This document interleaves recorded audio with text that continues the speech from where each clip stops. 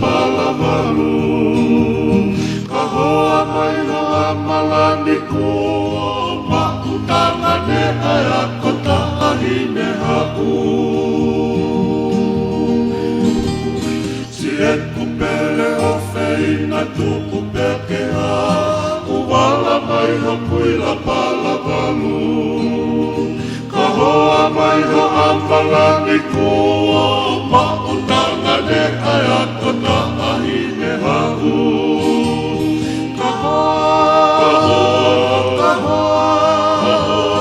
Kahoa koe hakai mai manatu.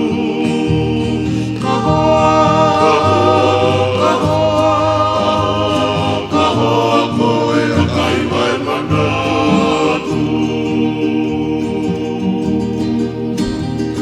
Ko ena hopa pai whalo tokolo, tumu aki si mauna loto. Whia ai moho matai mangalo, tuma hanga ia e whakamalo.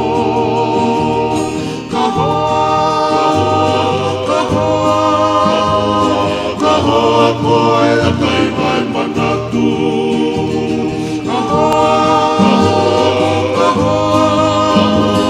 Kahoa koe hakai mai manatu.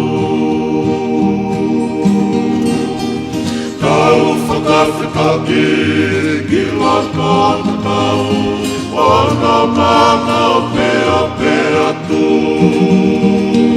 Hulu hulu malama he pohuri ka te ahu, amataki loa ia kisi o kahau.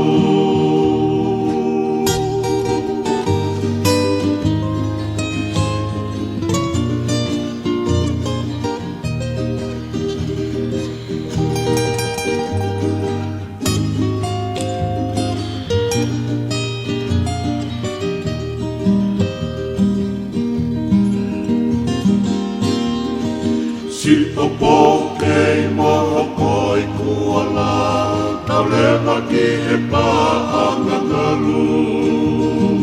Mui mui hange a o whamanatu, ko si o makui la whakalau kau.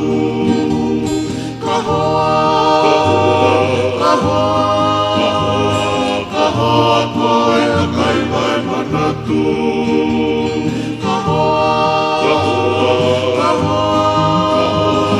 Kahoa koe hakai mai manatu. O feina e sia mahuni tangitangi, o kankalana sia mausaulavani. Tata tui makaki he ui mai alangi, koho mawheta u whakamani mani.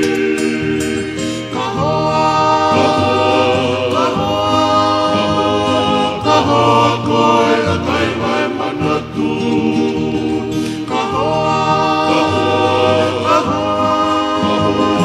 Kahoa koe hakai mai manatu.